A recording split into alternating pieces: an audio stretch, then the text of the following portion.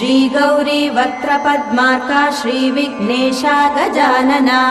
उत्तिष्ठ सुरसम्पूज्या त्रैलोक्यं पालनं कुरु श्रीगौरी वक्त्रपद्मार्का श्रीविघ्नेशा गजानना उत्तिष्ठ सुरसम्पूज्या त्रैलोक्यं पालनं कुरु